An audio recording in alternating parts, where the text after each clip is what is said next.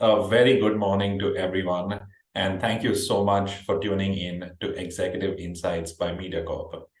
I'm your host and moderator for today's session. My name is Raj, and I lead the digital sales team at Mediacorp. Today, we'll be diving into a very interesting subject of brand safety and suitability. I have with me two very talented experts who have a bunch of insights they're waiting to share with you on this subject. I'd like to start off by introducing Christina first. So Christina is the Senior Sales Director at DoubleVerify. Hi, everybody. Thank you for having me, Raj, and I really look forward to sharing DoubleVerify's research on brand suitability today. So I look forward to discussing this all with everyone. Thank you, Christina. Fabulous. And I also have with me Bhavna, who is a solutions partner, APAC, at the Publicis Groupe. Thanks, Raj. Hi, everyone. Very excited to be here. Looking forward to a great conversation on brand safety and suitability with all of you. Thank you, Bhavna. So I think where you as an advertiser or an agency or even a brand place your brand message is only the starting point for your brand safety and suitability strategy. It's really a journey that you take. DoubleVerify, who is an industry leader in this space, did a very interesting global consumer study to discover how brand messages shape consumer perception, along with their partner Publicis. So let's benefit from their learnings today and go through each of them. But first, I'd like to begin with a brief introduction into the subject. Why is brand safety and suitability important? So first off, advertisers are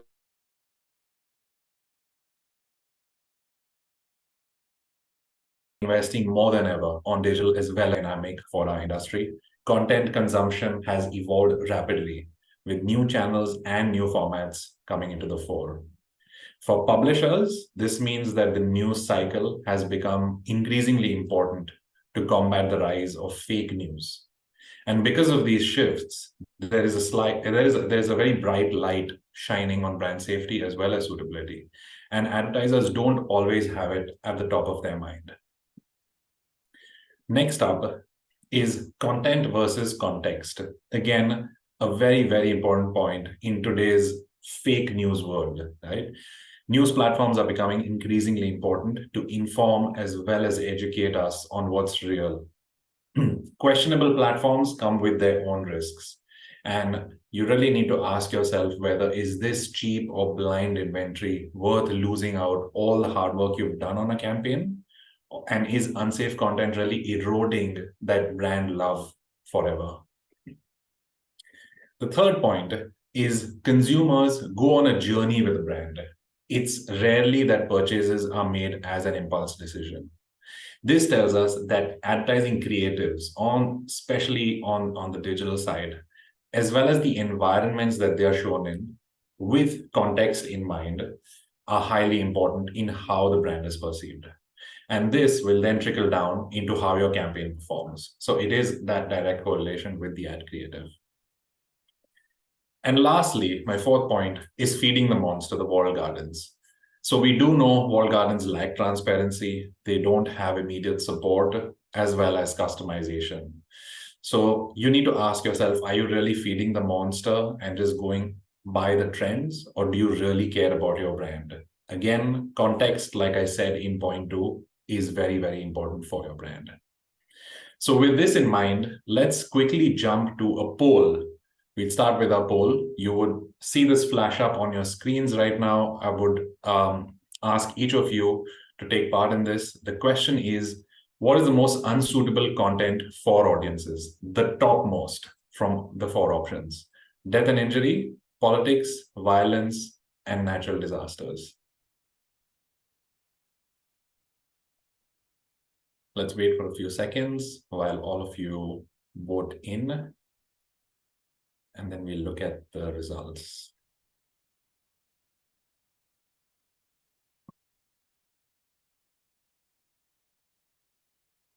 Okay, we do see a lot of answers coming in. That's great.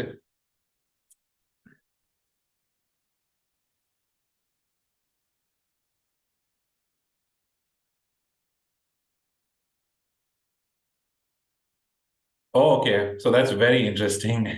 Violence is the top voted one with 51%, followed by death and injury at 33%. The answer to this is actually death and injury being the top one. But having said that, of course, violence also is one of the top tier categories. And Christina will share some more about this in her talk later on. All right.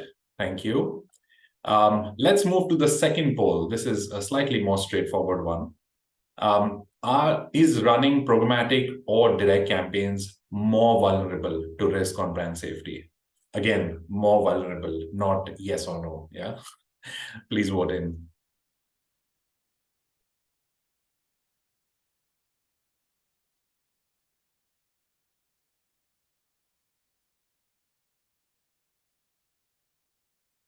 All right, lots and lots of answers. Keep them coming in.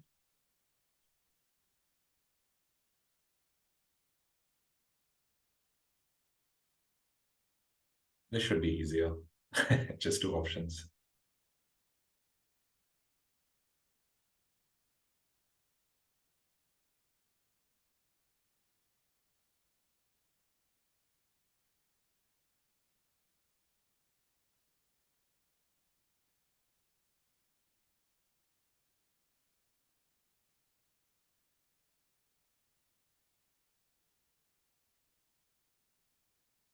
Okay, let's look at the results.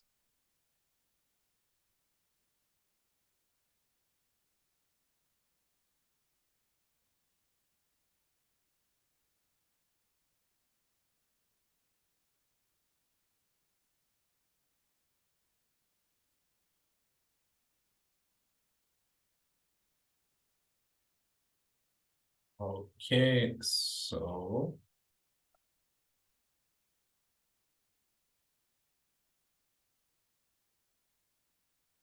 let's just wait a few more seconds before we can see the results.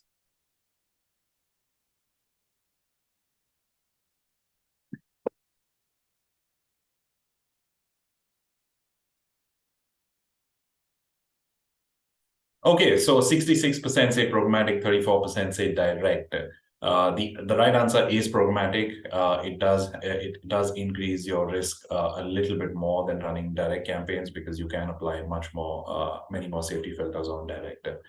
So thank you all for participating. Now that everyone's a little more involved in the conversation, I would like to pass it on to Christina, who will take us on a journey and share a little bit more about this report.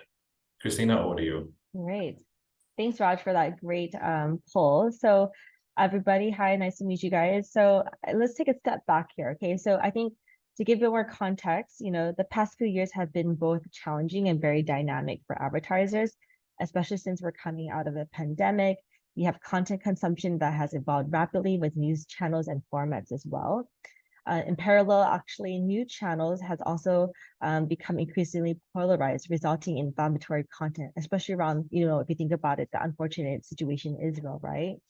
So because of these shifts, brand safety and suitability have remained top of mind, while brands have sought to take advantage of new channels to reach new audiences.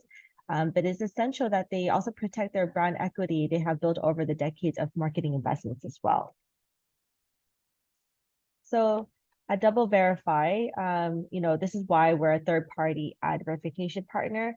We help to bring transparency into the digital media transaction for brands and media agencies.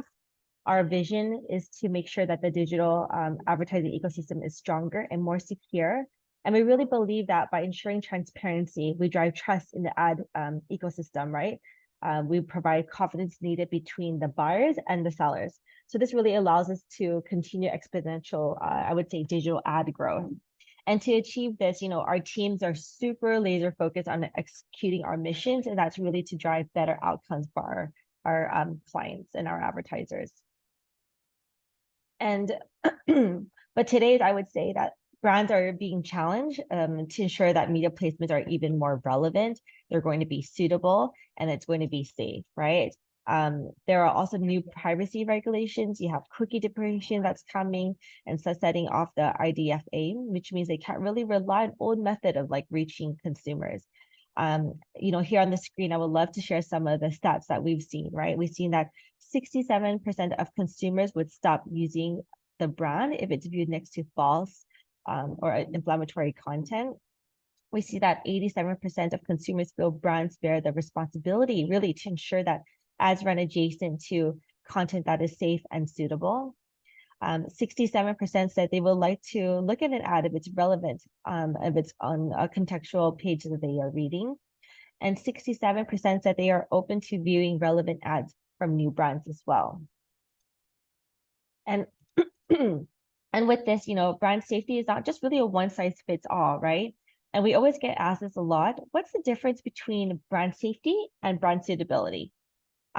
Firstly, brand safety solution enables a brand to avoid content which is generally considered to be inappropriate for an advertiser, regardless of the ad or the brand. For example, like as you guys all said earlier, you know, most brands would not want to appear alongside content which includes excess amount of violence, right? Whereas brand suitability solution enables a brand to avoid content which is specifically inappropriate for your own brand values and messaging, but may be appropriate for another brand.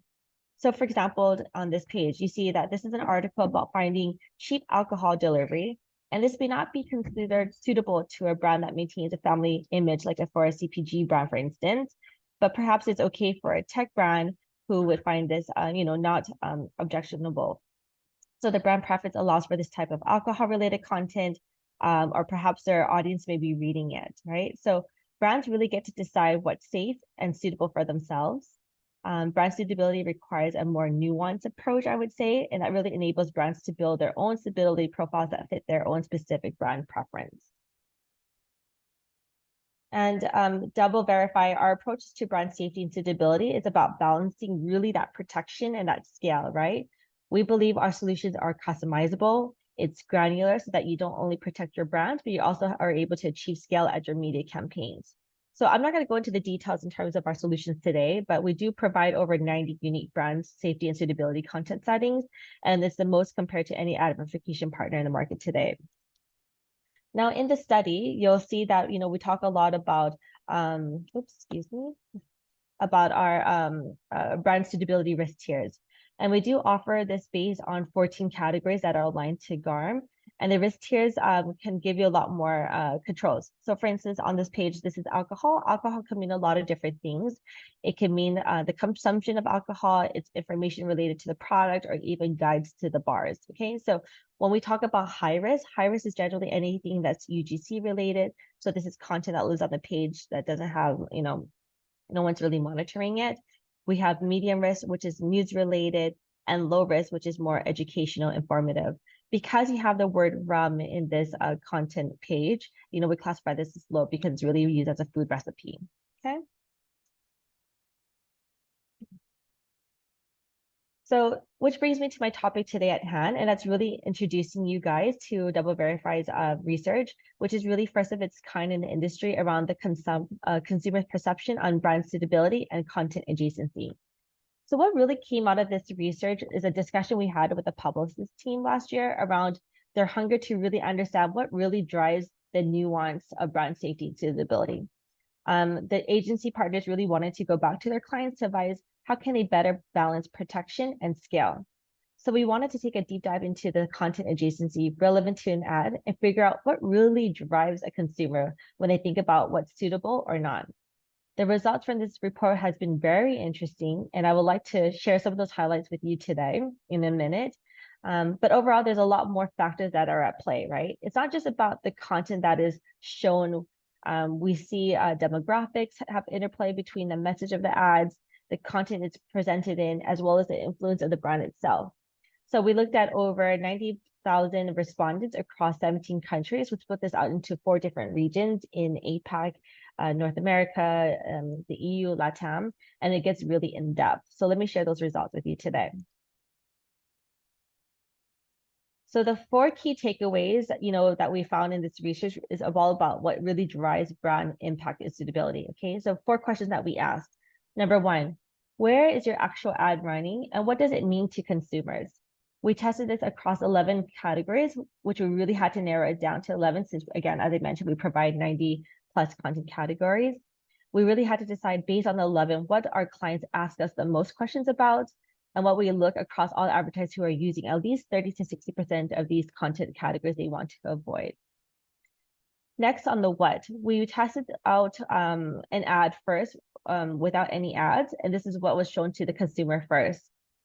Then we tested this across 8 other ads across different industry verticals, such as automotive, CPG, and alcohol. Respondents rated suitability based on their own content alone and alongside ads of the content. Next, the answer was on the who. This is really getting into the demographics and what role they play in suitability. To our knowledge, DoubleVerify is really the first to really look into this across age, gender, and what categories they may find suitable or not. Lastly, we also looked at the why.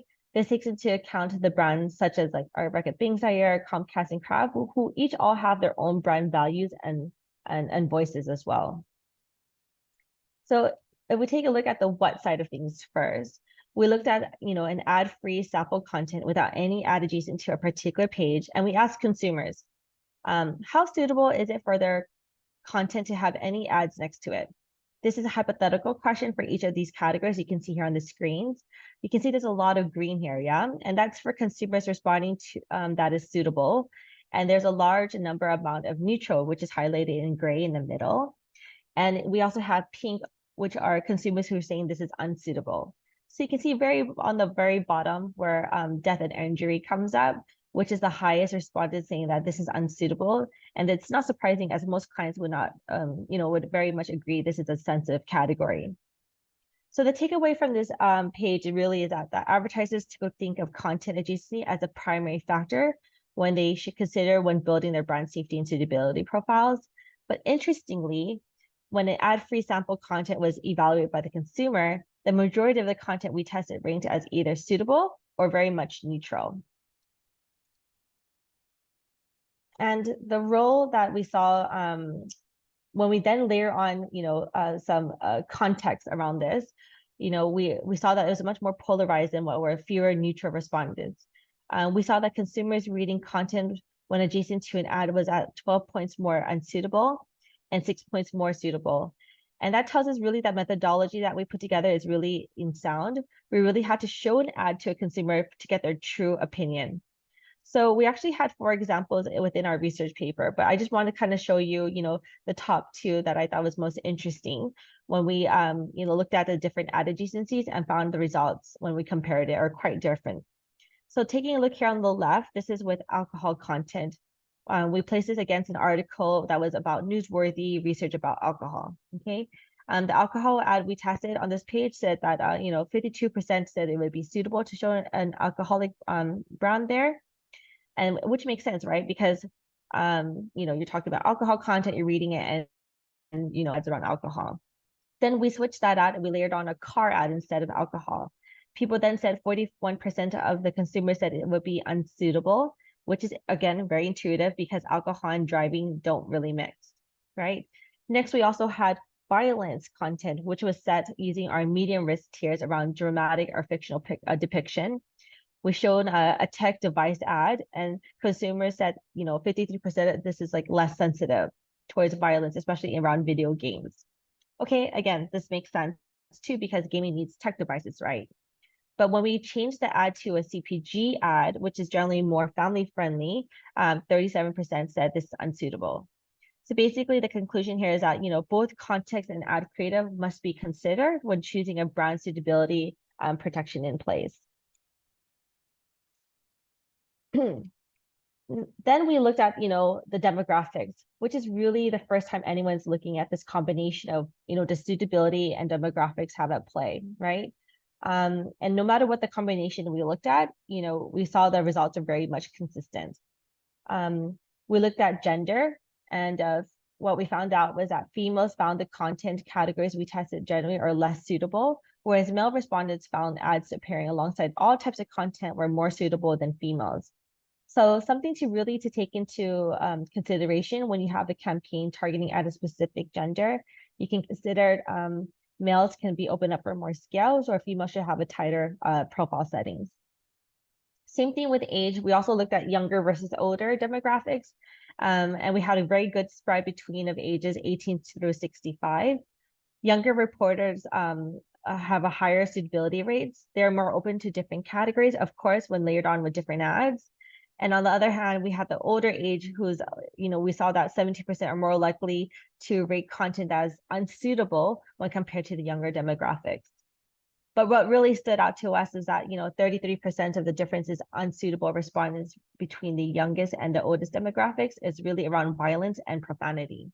So each of these contents were on a displayed in social media, which indicates that the older consumers may be more sensitive in this environment compared to like younger consumers who are more open to advertisements being appearing alongside content in a social environment. Then lastly, we also looked at the where, right? And where consumers live must also be considered when evaluating brand safety and suitability. I would say the average suitability really varied amongst the 17 countries that we tested against. On average, respondents in the Philippines, Vietnam, and India are less sensitive, so they rated content things much more suitable, while those, for instance, in France rated the same content lower than any other country. This is probably a cultural nuance, of course, right? But between these countries and something that we have to take into account. So this really underscores why it's so important to have a regional, even down to a market level, even campaign level suitability settings that differ. Here on the screen, you can see that Indonesia, I think it was Japan, Thailand, and the Philippines all agree that death and injury are unsuitable compared, while the most suitable varies by content. And that's the summary of kind of the key highlights from DoubleVerify's research on factors that influence brand safety and suitability. Over to you, Raj. Thank you so much, Christina. This is very insightful, especially the last slide. It was going back to the question we asked everyone in the poll earlier, right? So that does shed a lot of good light. So thank you so much for taking us through the report and, busting some of the common myths that we have around brand safety and suitability. It's good to know that both Publicis as well as DoubleVerify have taken an effort to really educate the industry into what's the best step forward. I think we've reached the point in the webinar where we'll open it up to a panel discussion now. I have a few questions that I'm burning to ask both of you, as well as the panelists as well. We have some questions come in. So I'll begin with the first question. The first question is really around how is the constantly evolving advertising ecosystem impacting brand safety? So for example, today the buzzword is AI and everyone's talking around AI. But AI also comes with the potential to create new forms of unsafe content or even fraudulent activities or ads thanks to automation. So how does that impact and what are some of the things that we can do against it? Christina, I would throw this to you first, followed by Bhavna. Sure. Thanks for the question. I would say that, AI tools hold a tremendous potential in automating, very much time-intensive tasks for marketers, right? Including market research, content development, which can ultimately impact brand suitability. But on the flip side, they also have the ability to exponentially increase production of very low quality clickbait, right? This is usually housed on MFA websites. So as such, properties are designed to really lure automated buying systems into placing ads, even though human brand managers would rarely make, the same choice. In such situations, strangely enough, AI can really also come into the rescue as it can really simplify the screening of digital media. And I would say that MFA websites continue to really, grow. The quick and accurate analysis of like digital data is key in fighting the battle. Even like I would say like ChatGPT, right? It's also already showing convincing results in this case as well. That's interesting. Bhavna, what are your thoughts around this subject? Yeah, I mean, overall, I agree with Chris, right? So while we're seeing great benefits, there's a lot of advancements with AI but with any new technology, there'll always be a learning curve, right? So we need to take some time to adapt, learn. Even with the advancements with tools like ChatGPT, I think we need to balance the approach of humans versus machines. So while we can rely on some of these AI tools to help, predict some of the outcomes, we still need to have our traditional checks and balances in place with block keywords, block sites, and what we were used to also, right? So that we ensure that we're covered on all bases. So some of the key things I would say to think about is, while AI models and algorithms are great, they need to be trained. So we need to train them on unbiased data sets so that when the output that we get from them is not going to be on one, lean into one side more. So it's not just simply about avoiding fraudulent sites, but also ensuring that the ads are aligned with values that resonate with both the audiences and brand. And how we need to do this is constant education and transparency, right? So it's important for us to, like I said, continue to learn. At Publicis, we've been keeping our clients updated and in the loop as businesses integrate AI into their systems. So we've also taken upon ourselves to educate the key stakeholders about its capabilities, limitations. So this takes into consideration a larger set of individuals from the organization who need to play a role with legal compliance and what level of AI and automation are we okay to use. So we recently hosted a session as well with Meta where we ensured that brands can make informed decisions so that they're balancing the use of humans and machines. But I guess the other thing to also think about is AI can future-proof how we're approaching it, right? We need to think about what the benefit of AI would be from a brand safety and suitability perspective. It will maybe help us predict any future outcomes or future emerging trends so that we can stay ahead of a potential issue before they even arise. And then again, while we'll have all these checks and balances in place, we'll always need to be a little bit more dynamic in our response. As we learn, as the AI learns to identify potential threats, we then, from a brand safety perspective, still need to, again, balance what we're doing and try our best to leverage the tool, but also have our baseline approach there. Okay, that's fabulous. So 3 key points here, really. So one is around learnings, which I think is very, very interesting. Second is around understanding what you can do with it and really training the AI. And third is your approach towards it, which is nice. Okay, so this brings me to my next question. This is more advertising based, so Bhavna, I'm going to ask you this. From your point of view as being part of the Publicis group, what is the impact of brand safety on media quality, especially, as well as ad effectiveness overall? Yeah. I mean, I think we know by now, right, the importance of brand safety. Brand safety is imperative as it not only impacts our brand's reputation, but it also can result in wasted ad spend, like we saw earlier in the slides that both you and Christina shared, Raj. So in addition, we know that brand safe environments tend to have a higher viewability, and we've seen numerous studies that, sometimes the ads can perform over 2 times higher in terms of viewability as compared to non-brand or non-brand suitable environments. In fact, even there was a study that Nielsen ran, which found that 83% of consumers would switch brands if they saw an ad from their preferred partner next to inappropriate content or content that is not suitable. So it's not only about content, but context as well, right? And again, your brands have to be figure out what's their vision and what's okay in terms of context and make the decisions from that perspective. So, for example, a brand that's focused on sustainability shouldn't be showcasing ads or messages across content that promotes excessive consumption, for example.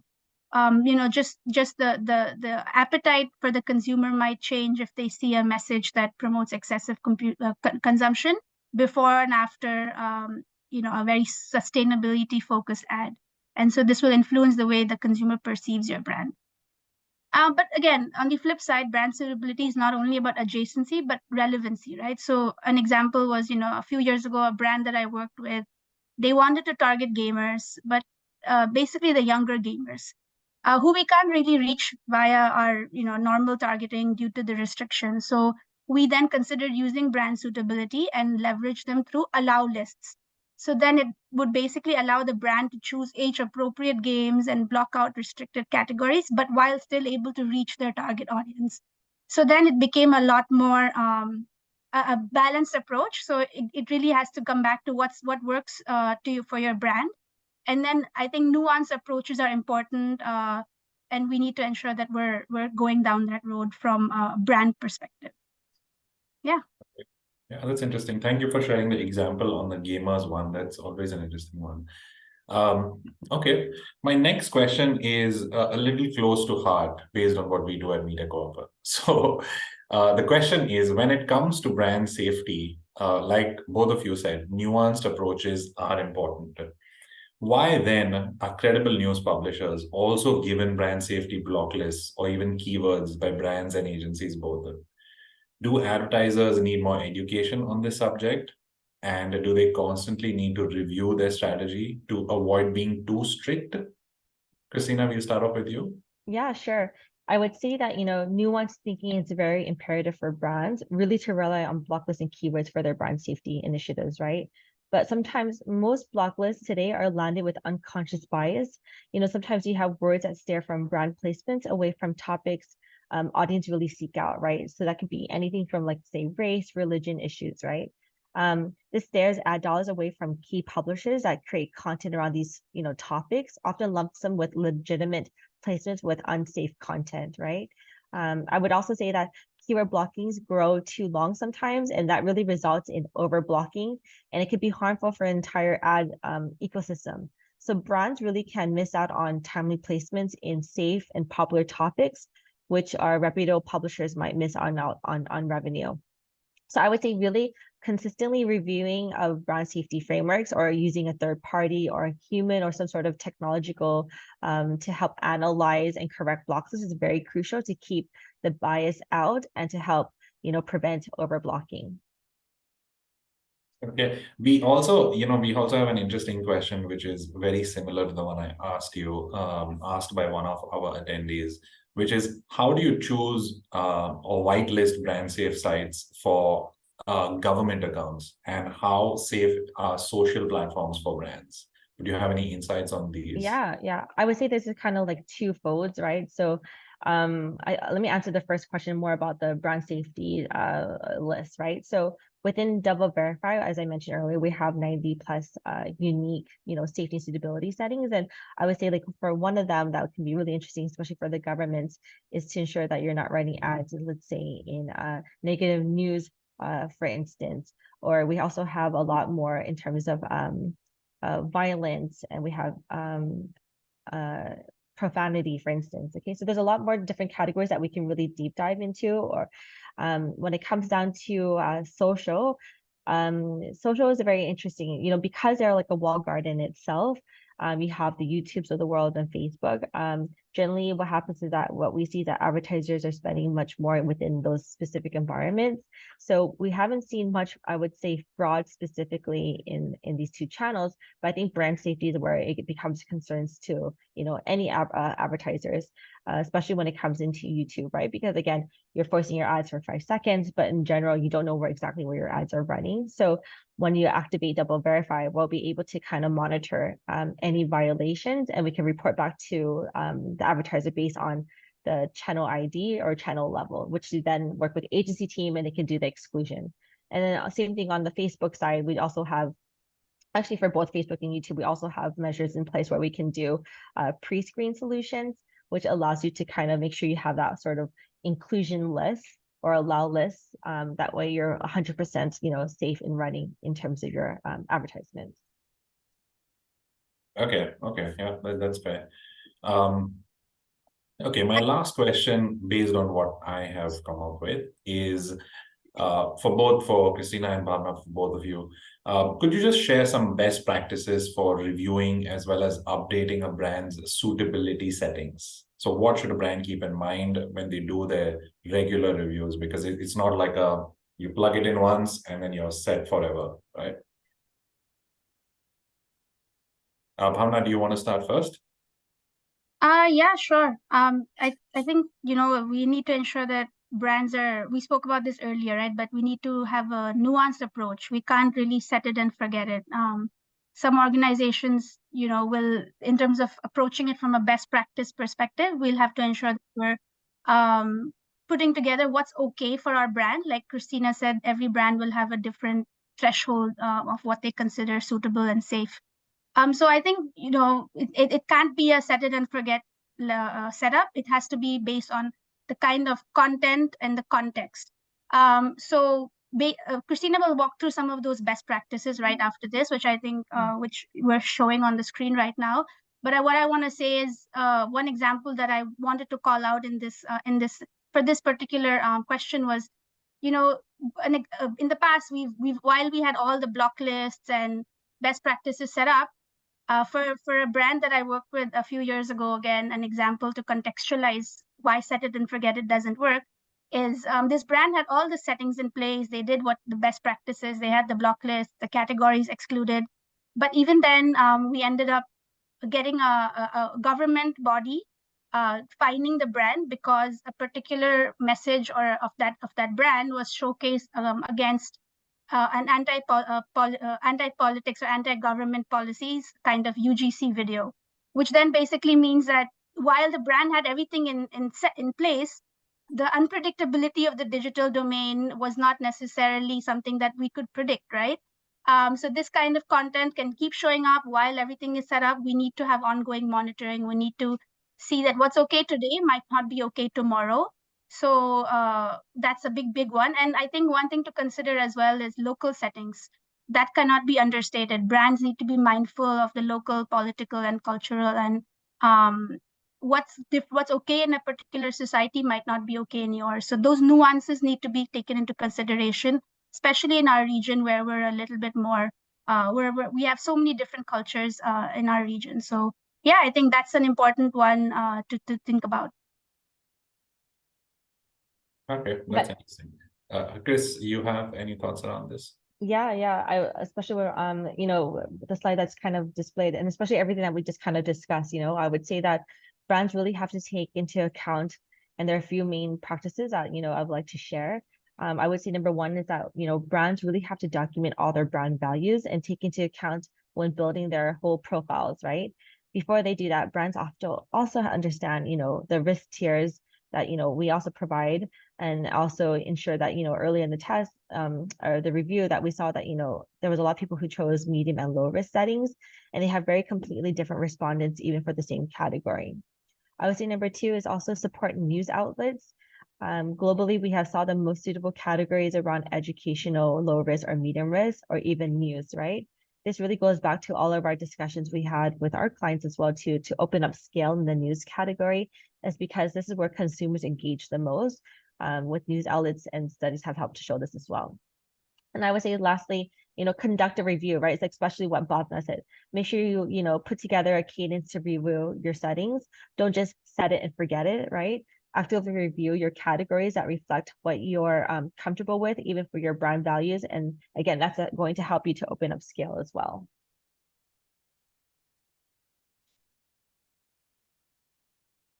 Raj, you're on mute too. Thanks. No I think we've also answered, based on what Christina and Bhavna just shared, we've also answered another question that we had from one of our attendees, which is around advice to small businesses with limited resources seeking to implement effective brand safety measures. I think that the slide that you just saw would answer most of those questions. We have an interesting question, I think that we should take, which is, in case of an unforeseen circumstance or controversy, what steps should the organization take to protect the brand, right? Again, this is something that one of the attendees has asked.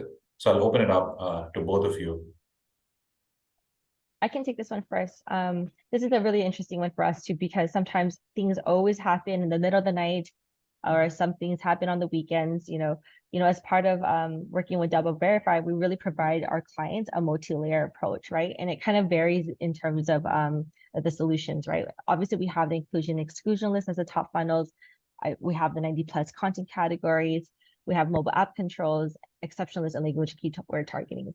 So as one of them is actually really to ensure keyword blocking, right? And we do this basically on a URL level. So let's say a news article comes out and talks about something that's controversial. It's something that you don't want to be associated with. It's bad on your brand values, or it's something that you don't want to be associated with. Because it takes time for content to be classified, all you have to do is include the URLs add in some keyword blockings that you want to take from that specific URLs, and then within 30 minutes, your ads won't show adjacent to that particular page. So instead of removing it completely on a domain level or a news site completely, we can even go down grounded to a page level. So agency folks and clients really love the solution because, again, they have the control themselves. They don't have to wait for anybody from DoubleVerify to support them. They can go into the system and ensure they have broad protection immediately. Yeah, and I think, sorry, just to add, go ahead, please. You know, one thing to consider as well is, of course, you know, if these things happen, we can't control it, but, you know, and while the teams are actually putting these additional settings in place and exclusions in place, many brands also consider going offline for a couple of hours, getting everything set up, and then restarting to ensure that there's no further damage that can be caused, right? Or no further media wastage as well. So I think just one additional consideration, depending on, you know, how severe the, hopefully not very severe controversy, but that's another consideration to keep in mind. Okay, cool. Thank you so much. I think we'll take one last question before we do the wrap up and summary. Are there any resources, guides, or support channels available for brands to stay informed about the latest brand safety trends as well as best practices? I feel both of you have answered this in some part, but are there any resources or guides or any places that some of our attendees can go into just to be on the lookout for what's new? Yep, definitely. If you, sorry, Bhavna, if you don't mind me jumping in first. Go ahead. Definitely on our websites on doubleverify.com, we definitely have guides, especially the ones that we just talked about today. So we'll have a QR code as part of the presentation that you can actually download the white paper that we did with Publicis today. And we do have a lot more guides that are available. So definitely feel free to reach out and check out our website. We definitely have all the latest guides there for any clients. Yeah, I was going to say the same, and there's a lot of research out there that really talks to what's relevant from a brand safety and suitability perspective. There's a Nielsen study that is also pretty helpful. So I would say it's all research, I guess, but to Christina's point, there's also a lot of great research that DoubleVerify has done in collaboration with Publicis, so hopefully you can reference those as well. Okay, perfect. Thank you. So let's just get into the last few slides. So I just want to leave everyone with 3 pointers. One is, always think about reaching engaged audiences. Yeah, we want audiences to engage with our brand messages as well as our communications and take a call to action, right? How do you reach engaged audiences? News platforms that are credible and trusted. So credible platforms bring a brand's association with them to a higher level, right? And why are credible news platforms important? Why is it important to assess where your ad shows? There's an example on the next slide. So this is on the next slide we have just a chart that Edelman has done. So Edelman does this study around trust. They call it the Edelman Trust Barometer. And the question that was asked is, please indicate how much you trust businesses in each of the following industries to do what is right. Right? Now, we see that social media actually is right at the end on the red bar. So that is something that brands should think about. It has extremely high noise levels, but at the same time, you don't want your brand to appear in places where trust is generally low. Okay. Next up is capturing attention. So audiences spend more time on premium platforms. And based on the Comscore study that was just recently done, we saw that premium platforms like, for example, Mediacorp's digital network has an attention time span of 4.2 minutes per user on an average versus Facebook that is 2.2 minutes. So one of the things that drives attention much longer is that content is structured in a way on premium platforms which is long form. So it keeps an audience engaged for much longer, which in turn makes that person or that audience engage with ads on the page. Content is also structured in a way that it does not distract you. You don't see things glaring at you and distract you with different messages at all times. It rather allows you to select the story or the article or the video that you want to see or read. Okay. And the last one is OTT. We've been hearing a lot about OTT throughout the industry. On my next slide. And OTT is a great tool for brands to use. We also heard a couple of examples that both Bhavna and Christina shared around UGC content that was done on YouTube. Audiences spend an average of close to 2 hours a day on OTT platforms now globally. And OTT, as we know, most of us watch it on our smart TVs. So it's a larger screen. And what does a larger screen mean? It means a better ad experience, which then translates to a better brand perception. Right. So just some best practices, things to keep in mind when you plan your next campaign. And yes, that brings us to the end of today's webinar. We've wrapped up just in time for all of you to have an early lunch. Thank you so much for joining us. I would like to take this opportunity to thank Bhavna as well as Christina for your time, for your insights, as well as being with us on this journey today. For everyone who has attended, thanks guys. Thanks everyone for being part of this webinar. Like we said earlier, there will be a recording for you to watch. It'll be a video as well as an audio recording. It'll be a podcast on Me Listen, Spotify, as well as Apple and Google. So wherever you get your podcasts, feel free to share that link with people that you think can benefit from it. And lastly, thanks for being a very engaged audience. Thank you for your questions. And we'll see you next time. Thank you very much. Thank you. Thank you.